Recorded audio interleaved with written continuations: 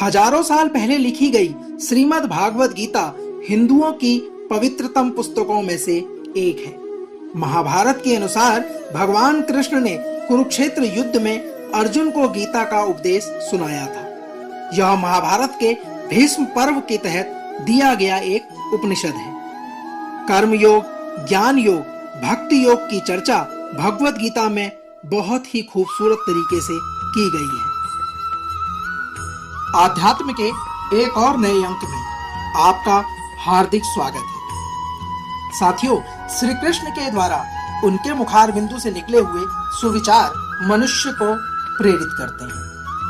भगवान श्री कृष्ण के सुविचार जीवन के सिद्धांतों की सर्वोत्तम संभव तरीके से समझने का एक महत्वपूर्ण अंश है।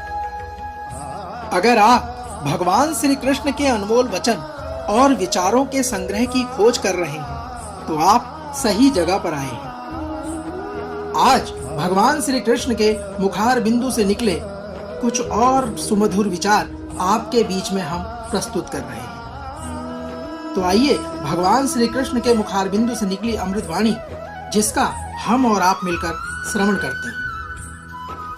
श्री कृष्ण कहते हैं, अगर तुम्हें किसी ने दुखी किया है तो बुरा मत मानना। लोग उसी पेड़ पर पत्थर मारते हैं जिस पेड़ पर ज्यादा मीठे फल होते हैं। कृष्ण कहते हैं, अहंकार करने पर इंसान की प्रतिष्ठा, वंश, वैभव तीनों ही चले जाते हैं। विश्वास ना हो तो रावण, कौरव और कंस का अंत देख लो। कृष्ण कहते हैं, कुदरत के फैसले पर कभी संदेह नहीं करना चाहिए। यदि आपको सजा मिल रही है तो आपसे गुनाह भी हुआ होगा। कृष्ण कहते हैं, हम स्वयं जीवन के शिल्पकार हैं। तो चलो हम अपनी मुश्किल को हराते हैं और अपने जीवन में मुस्कुराते हैं। श्री माधव कहते हैं, जब आप मुझसे जुड़ जाओगे तो आपकी परीक्षा प्रारंभ हो जाएगी। कुछ लोग इसे दुख समझते हैं, पर इसे आप प्रभु की कृपा सुने कि वह आपके साथ है। कृष्ण कहते हैं, मनुष्य कितना भी गोरा क्यों ना हो, परंतु उसकी परछाई सदैव काली होती है। मैं श्रेष्ठ हूं, यह आत्मविश्वास है, लेकिन सिर्फ मैं ही श्रेष्ठ हूं, यह मनुष्य का अहंकार है। कृष्ण के अनुसार इच्छा पूरी नहीं होती तो क्रोध बढ़ता है और इच्छा पूरी होती है तो लोभ बढ़ता है। इसलिए मनुष्य को चाहिए कि जीवन की हर स्थिति में धैर्य को बनाए रखे।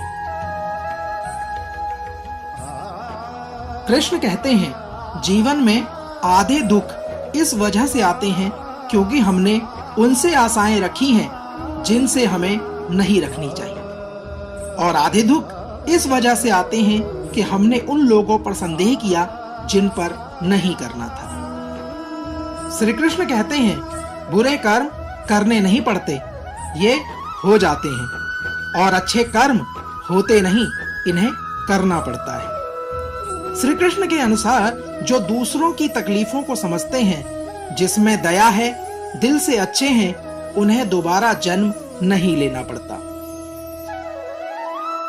आपके साथ अब तक जो हुआ अच्छे के लिए हुआ, और आगे जो कुछ भी होगा अच्छे के लिए होगा। जो हो रहा है वो भी अच्छे के लिए हो रहा है। इसलिए आप हमेशा वर्तमान में जियो, भविष्य की चिंता मत करो। श्री कृष्ण कहते हैं, यह बात हमेशा याद रखो कि कैसे भी हालात हों, किसी प्रकार का अन्याय या पाप, किसी भी गलत बात का समर्थन नहीं करो, चाहे वो अपनी पत्नी हो या फिर पुत्र। श्री कृष्ण कहते हैं कि तुझे अहंकार की आवश्यकता नहीं है। यदि तू कुछ दे रहा है तो उसका अहंकार मत कर। हो सकता है कि तू अपने पिछले जन्म का कर्जा चुका रहा हो। कृष्ण कहते हैं, कर्म का धर्म से अधिक महत्व है। क्योंकि धर्म करके भगवान से मांगना पड़ता है, पर कर्म करके भगवान स्वयं फल देता है।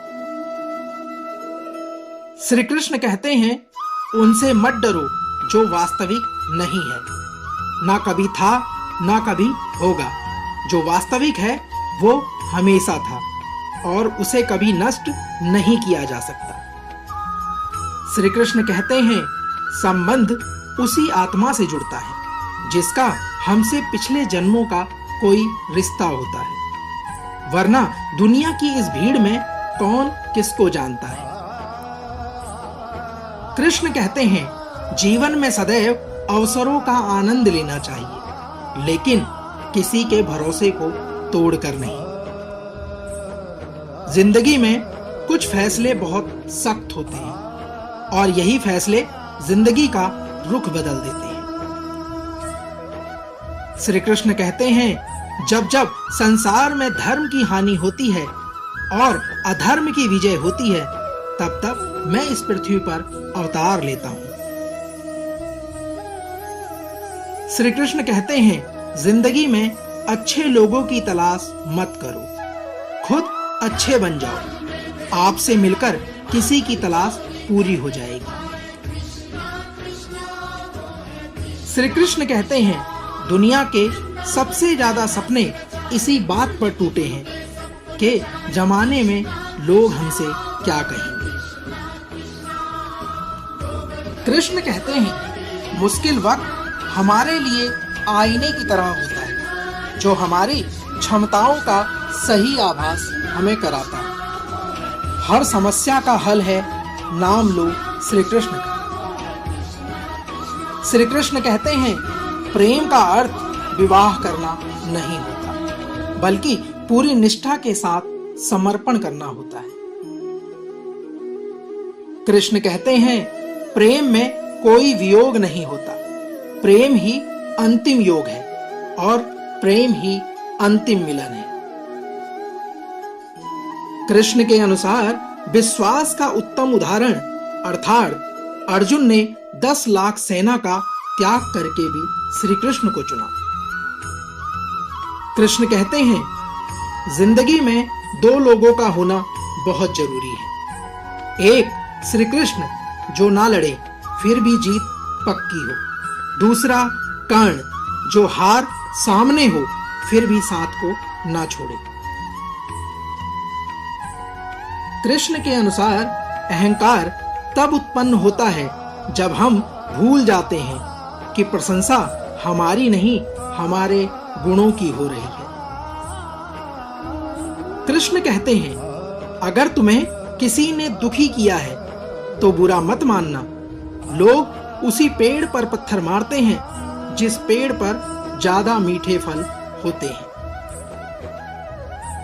कृष्ण कहते हैं, सेहत के लिए योग और किसी की जरूरत पर सहयोग दोनों से ही जीवन बदलता है। श्री कृष्ण के अनुसार व्यक्ति जो चाहे बन सकता है यदि विश्वास के साथ इच्छित वस्तु पर लगातार चिंतन करे।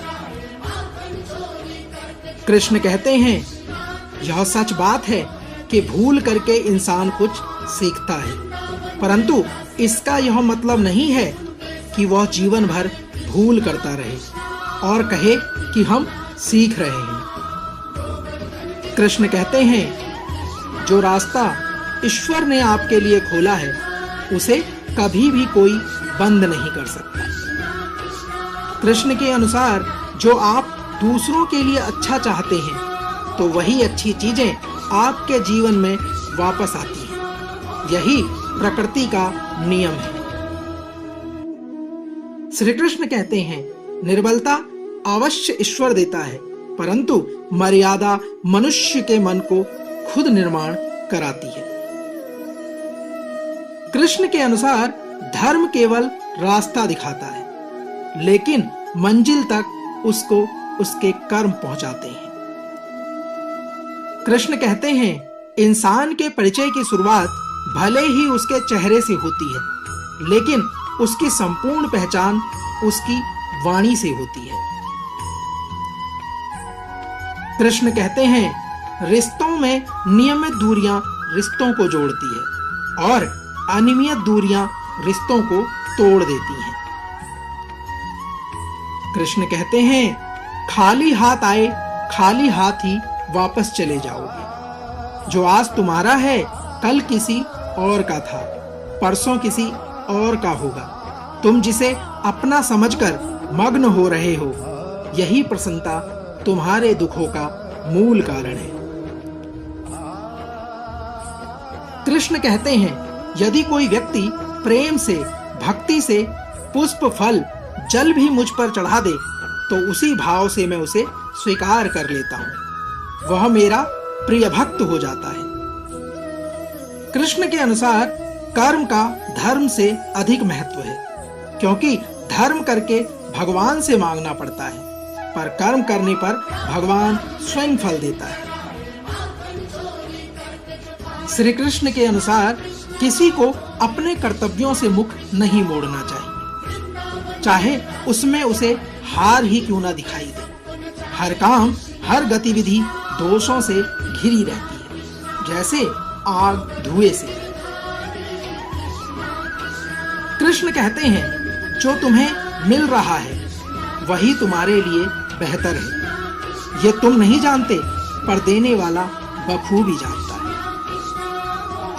कृष्ण कहते हैं, किसी और का काम पूर्णता से करने से कहीं अच्छा है कि मनुष्य अपना कार्य करे, भले ही उसमें अपूर्णता से करना पड़े।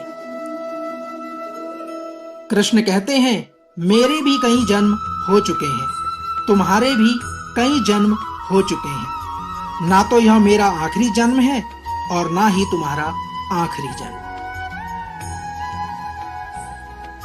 कृष्ण कहते हैं, इस दुनिया में सब कुछ खोने योग्य है, पाने योग्य यदि कुछ है तो वो है ज्ञान। कृष्ण कहते हैं, इच्छाओं का त्याग करना ही मनुष्य की खुशी का सबसे बड़ा कारण है। कृष्ण के अनुसार इंसान के बर्बाद होने के 6 कारण हैं: नींद, गुस्सा, डर, थकान, आलस्य और काम टालने की आदत।